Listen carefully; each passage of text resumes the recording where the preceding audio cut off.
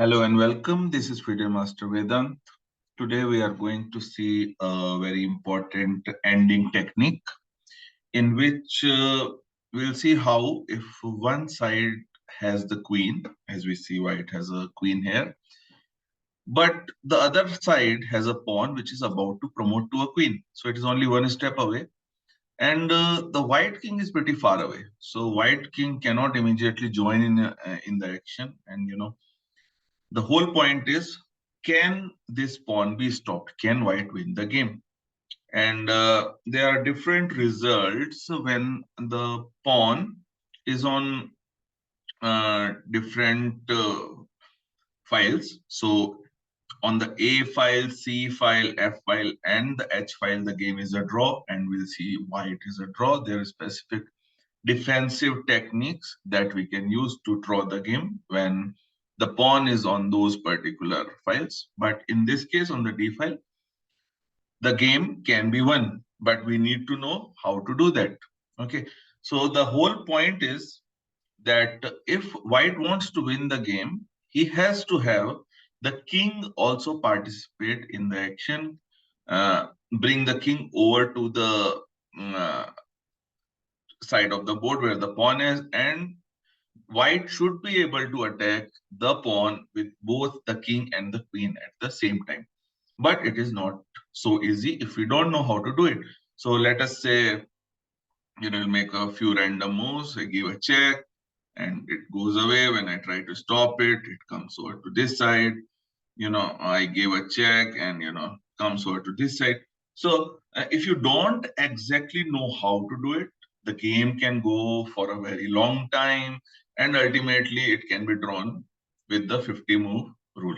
Okay, so we'll see the very important technique and it is worthwhile remembering that. So the point is, white has to push the king inside the pawn where it blocks its own pawn, and using that particular move will bring the king closer to the pawn. Okay, so let us see how it is done. So we'll start with this check. Let us say king goes here. I'll give a check. King goes this side, and then I will bring the queen to f3. Now I'm stopping this, right?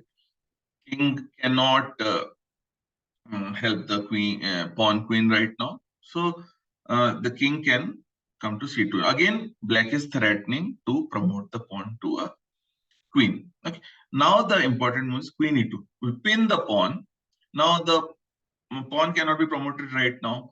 If the king goes away, things become very simple because queen can simply sit in front of the pawn, and while the king can easily come over.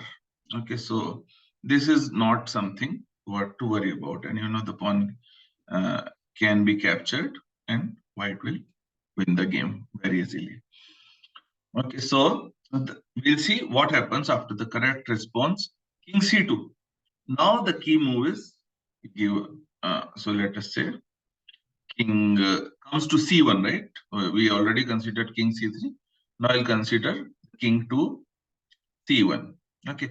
Now queen c4. You have to remember this maneuver because it has to be repeated again and again to be, able to push the black king under the pawn and gaining that important one move, which allow us to bring the white king towards the pawn. So let us say it goes here. Now I will put the queen to d3, and now this is the key move. Okay, the queen to c3.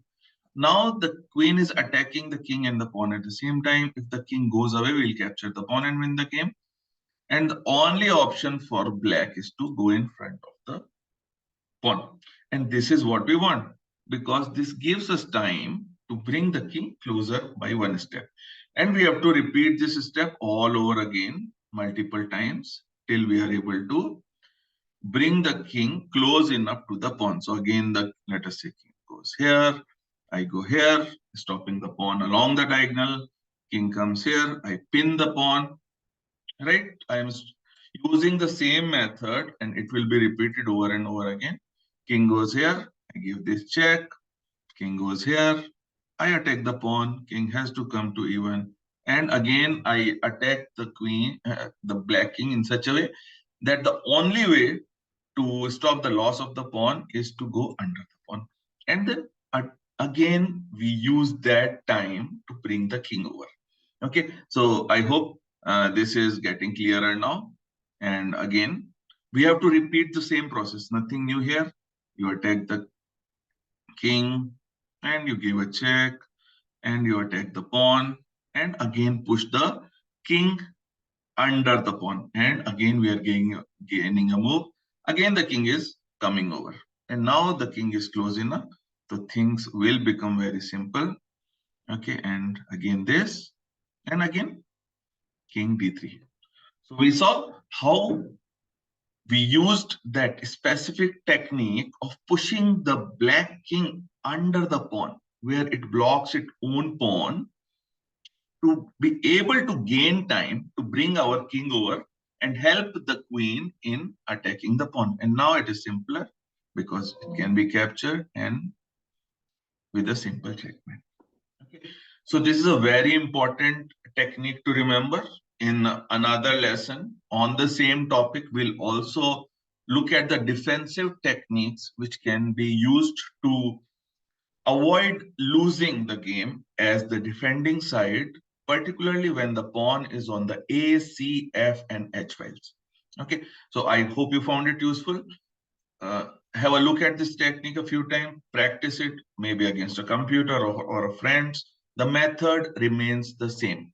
Okay, so I hope you will find it useful, and I am sure you will find it useful because this is a very common position in lot of games, in which endings one side has promoted one move earlier.